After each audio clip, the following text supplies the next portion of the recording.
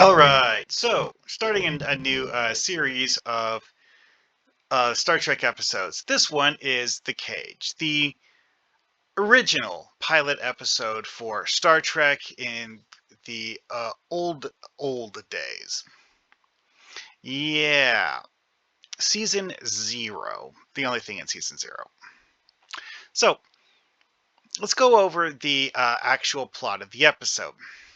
The crew of the Enterprise, the NCC 1701 Enterprise, led by Captain Pike, um, get a distress signal and investigate it, going to Talos 4, a world that the Federation hasn't actually charted before.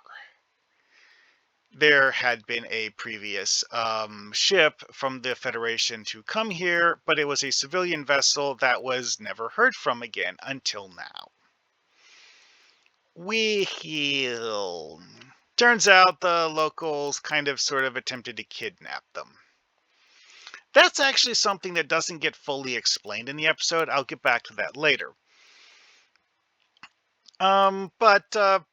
Yeah, most of the episode is Pike trying to figure out how to deal with the fact that the Talosians have these incredibly strong psionic powers and can seemingly force everyone to do things. Not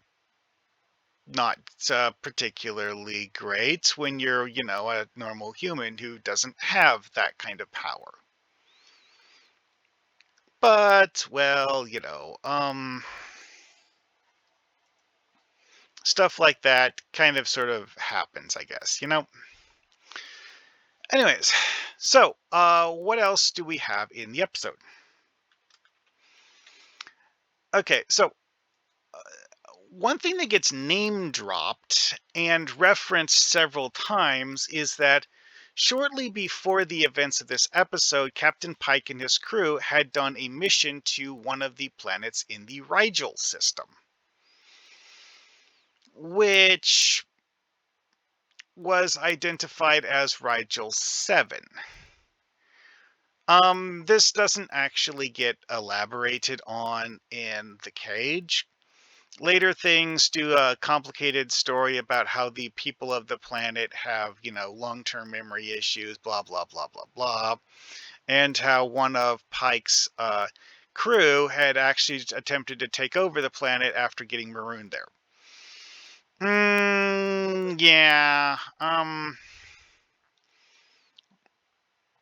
That's kind of all retcons. That's actually something I'm going to have to talk about a lot here is there are a lot of things about this that get heavily retconned later. But I'm going to look at the actual original ideas and what you could do with those. As for the Rigel system, I think I'm going to do a separate video talking about the Rigel system and various things named Rigel because of the fact that trying to explain how Star Trek uses that is not something I can do in less than 5 minutes. Anyways, one race that comes up in The Cage is a race called the Kalar, which were inhabitants of Rigel 7, who basically act like cavemen. Okay. Yeah, that's a thing that happened. All right, so the main thing in the episode is Talos. Now, going to Talos 4, they actually end up seeing a semi-livable planet, honestly. Yeah, it's kind of a bombed-out ruin, but it's a livable bombed-out ruin, if that makes sense. Which is the reason why the Talosians aren't extinct. Their race have been living in bunkers for the last however many thousand years and are kind of sort of a dying species, but they're not dead. And again, they've been hanging on for thousands of years. Also, this is one of those things where something is actually said to be very, very close to Federation space, just barely outside Federation space. No, seriously. Talos is 2 light years from Starbase 11. Or that's what Star Trek Discovery says, anyways. Um, Not really sure how that uh actually works out in the original version, but in the original series, it was said to be something that the um crew of Vina's ship, the SS Columbia, had been exploring and had been attempting to scientifically analyze. Presumably, to determine whether or not the Federation would be um, building a colony here and stuff like that. Okay, so characters from this episode. We have someone by the name of Adele Simmons. Now, this is something that comes up in TNG as an example of how the oh right, I need to back up on that one. The General Order 7, no one goes to Talos. TNG has several references to people acting as if Talos is a tourist destination. Adele Simmons is someone who was said to have been born on Talos 4. Side note, the mention of a character by the name of Adele Simmons in Voyager, there is no reason to believe that it is actually the same character named Adele Simmons. It's just a similar name. Also, realistically, Adele Simmons is a crew member in real life, and that's just a kind of like in-joke reference. So it's not a real character in universe. So the canonicity of whether or not this character is in fact actually from Talos is somewhat questionable. But this isn't the only reference to people going to Talos for reasons not related to General Order 7. So, yeah.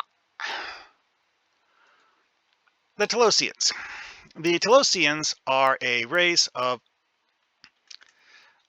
beings with incredible psionic powers that are... What exactly their population is in the cage is said to be extremely small. Like, they claim to be a dying race, and that they live underground in their bunkers because going out on the surface is not something they can do.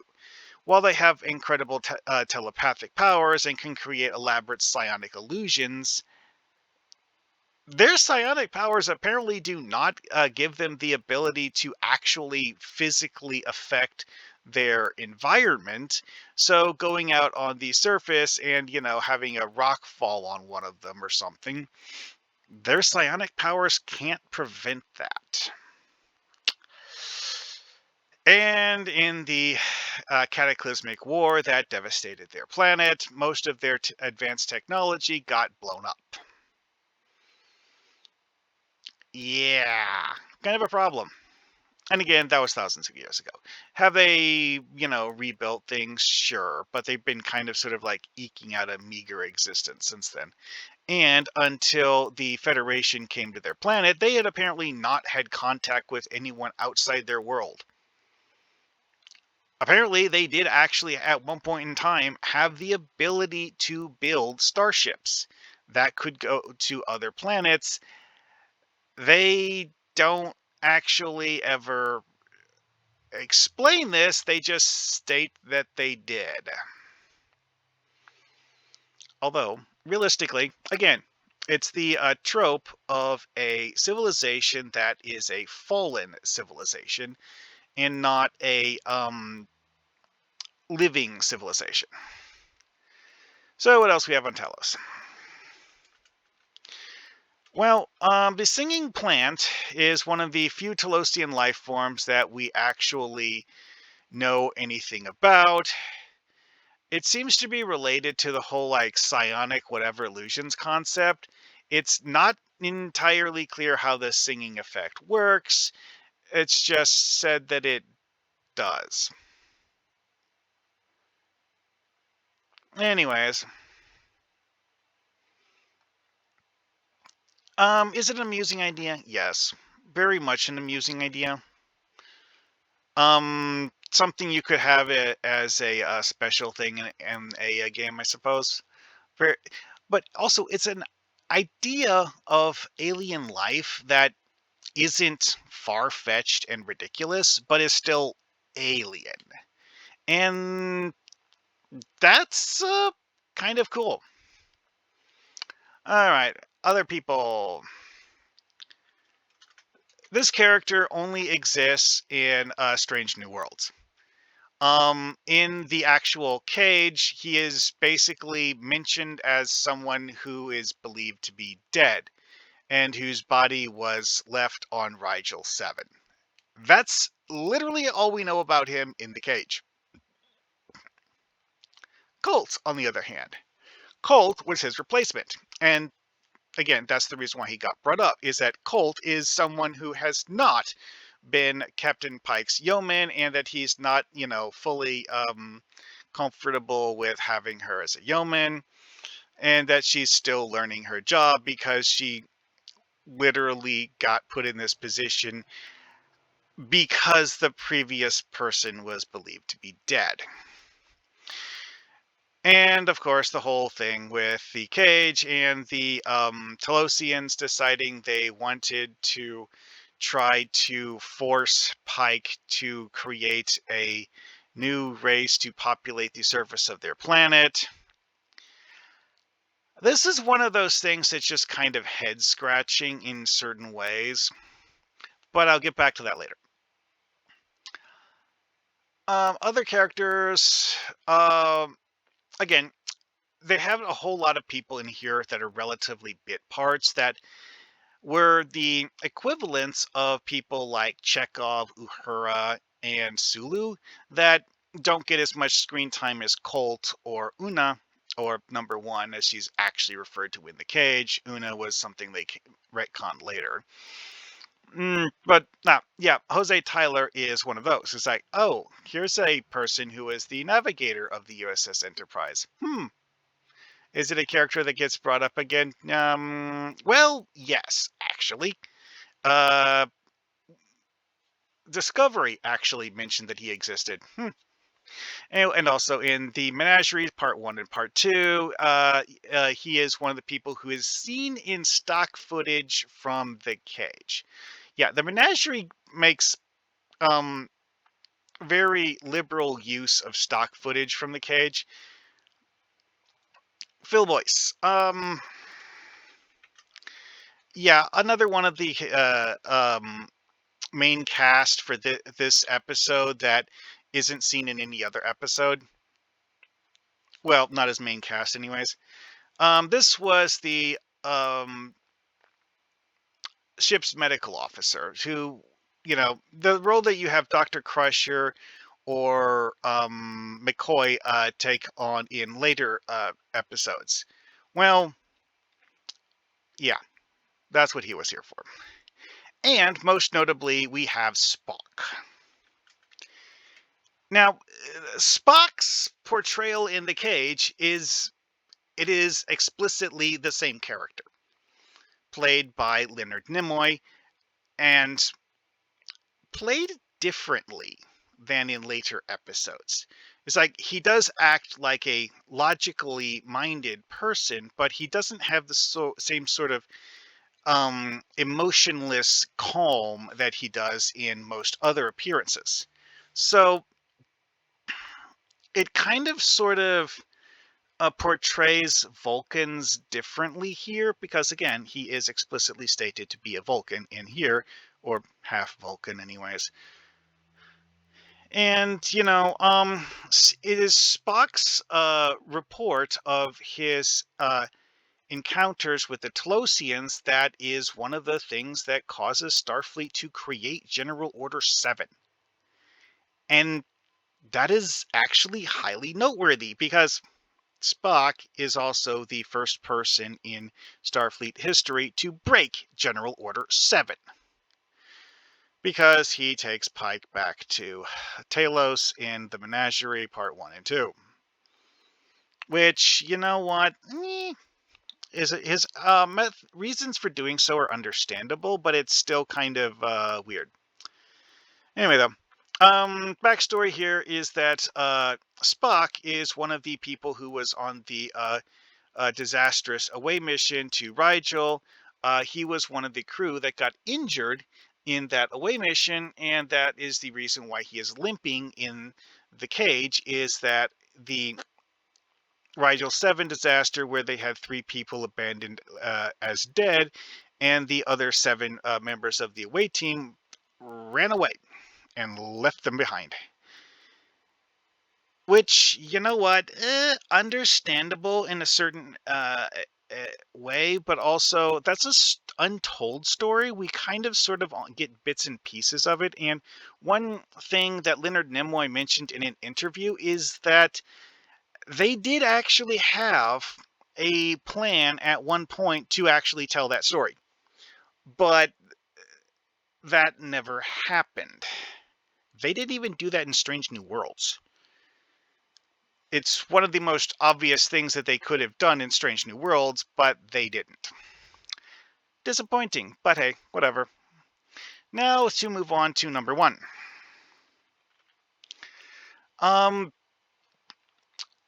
Una Chin Riley, as she is retconned to have as a name later on, because in the cage she is literally never referred to as anything other than number 1. That's not an actual name. That is actually just her position, not her name. No, I don't know why.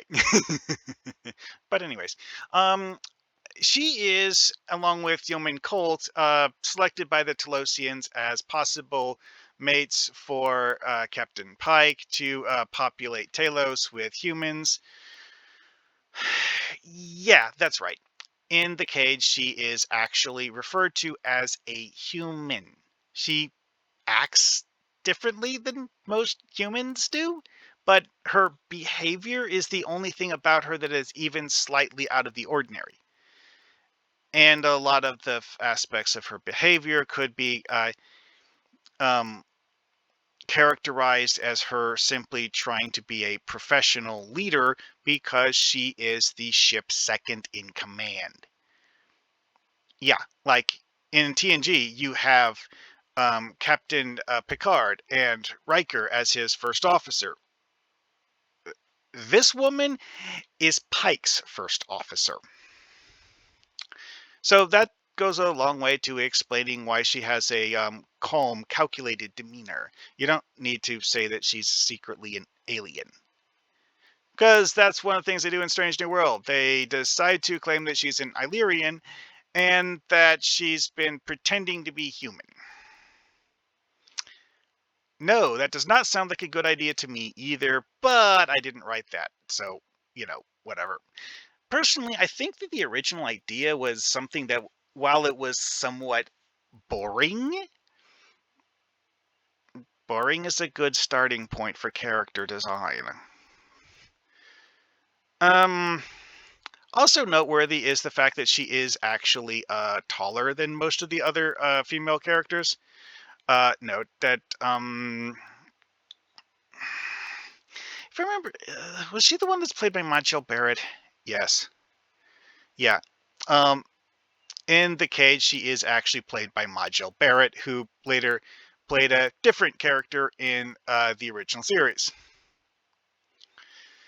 Well, whatever. Anyway, As for the Illyrians,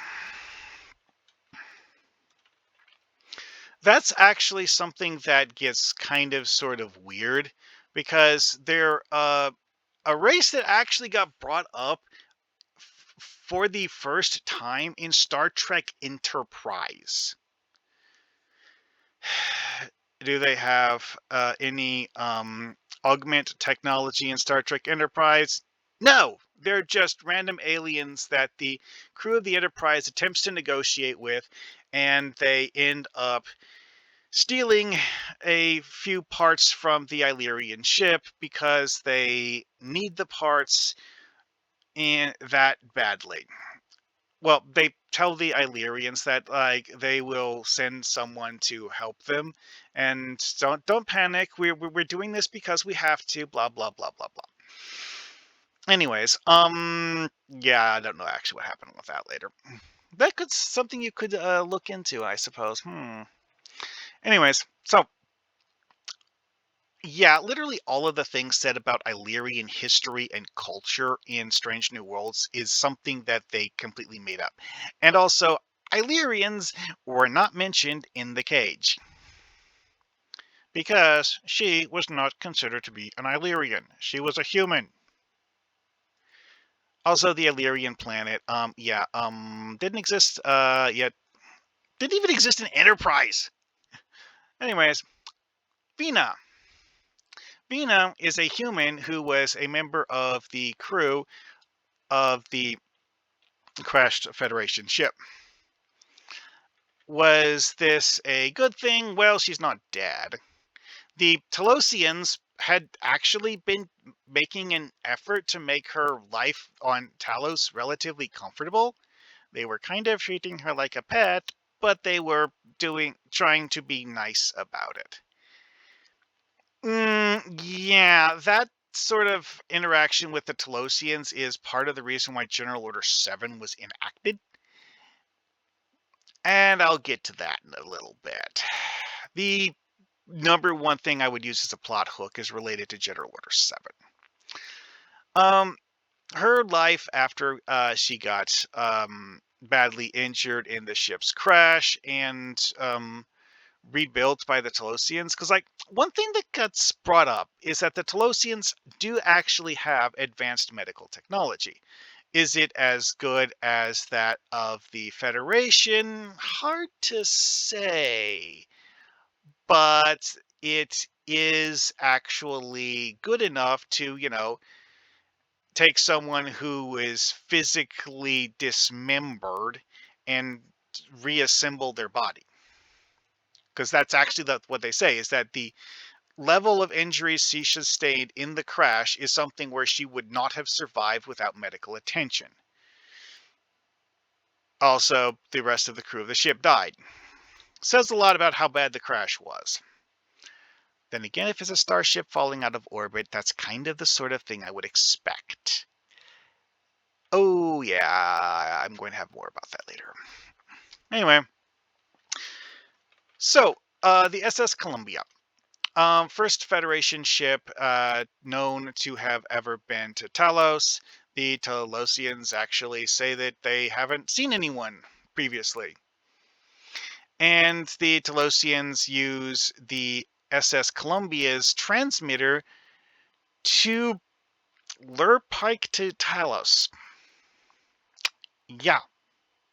The number of years between the Columbia crashing on Talos and Pike receiving that distress signal is the amount of time it took for the Talosians to figure out how to make the distress signal work.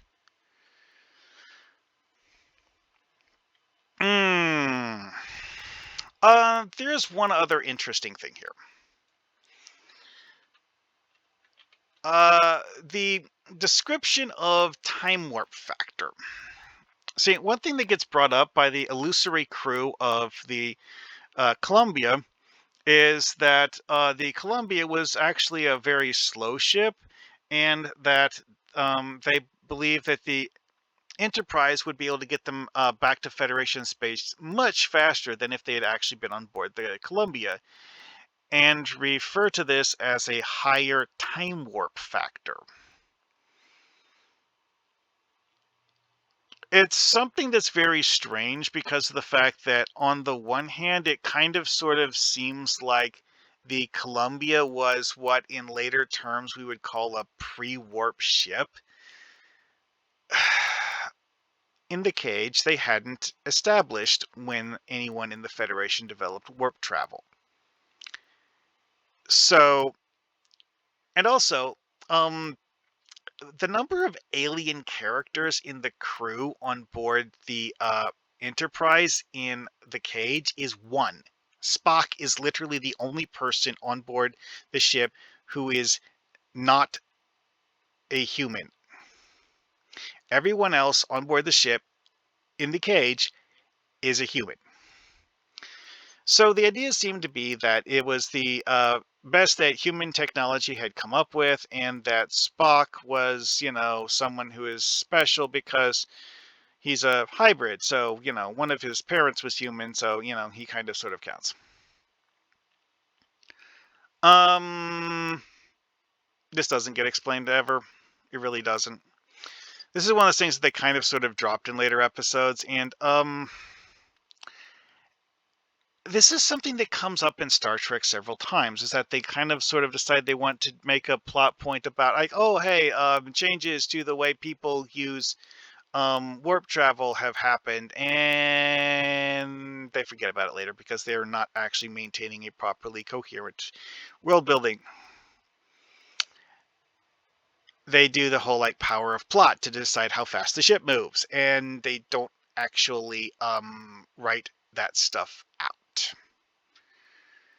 Which is why we don't actually know where Talos is on a map, because they didn't draw a map when they were writing the episode. Telling the story doesn't require them to have a map. Which, you know what, if you're taking that approach in a TTRPG, that's fine. Now, the plot point that I was getting to. And the thing that I would actually find is the most interesting plot hook related to the cage, because everything else in the cage is just generic Star Trek stuff.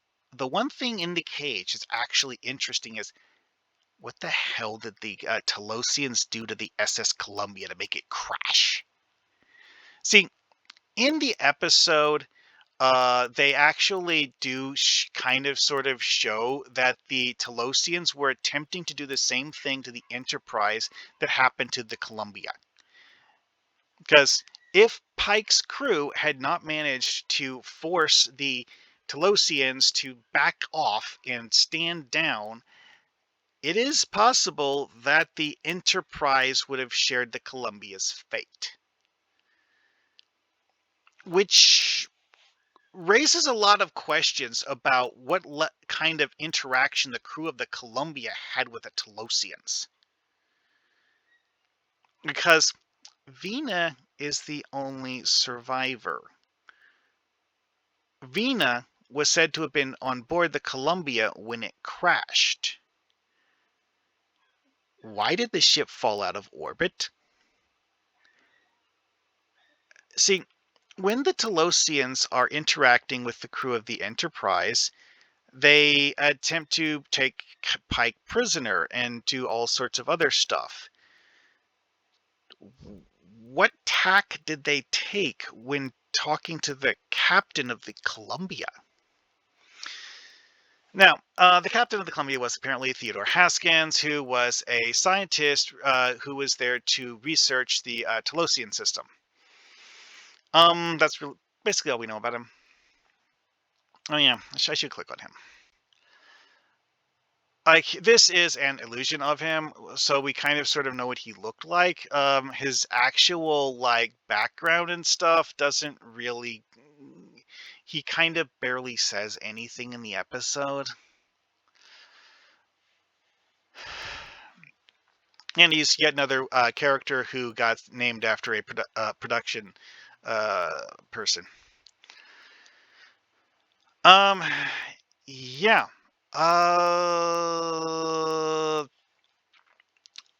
Trying to figure out what exactly happened with the first contact between the Federation and the Talosians is a giant unanswered question because of the fact that the episode The Cage focuses so heavily on Pike interacting with the Talosians and Vina that it barely even mentions how Vina got there. I mean, it does actually go into a reasonable amount of Vina's backstory, but there's the whole like association thing where it's like, okay, Vina is here because a crew of a Federation starship called the SS Columbia crashed here. All of the other crew died. How many crew did the ship have? We did see several people on the planet at recreations of the Talosians. So, presumably it had a crew of, well, we see 5 people in this picture. And that's not counting Vina. So, presumably there's, I'll figure at least a dozen. Yeah, that's not really a whole lot of information. It's a research vessel, probably smaller than the Enterprise. Probably. You don't really know. And again, it's like, what exactly was their first contact? Because, like, the Talosians seemingly didn't learn a huge amount about the Federation. But it's entirely possible that the interactions between Pike and the Talosians are a much more refined version of what happened when Haskins met the Talosians. Because Haskins is... we never find out. And the Talosians are very, very awkward in the way that they deal with humans. Like, Vina is kind of sort of their prisoner slash pet. She can't leave a Talos. Not really. Because that the whole, like, illusion of being healthy thing is more than just her appearance, seemingly.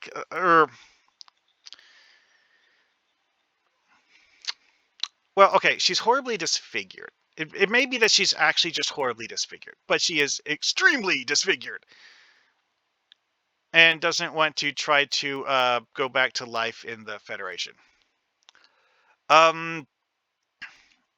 Yeah.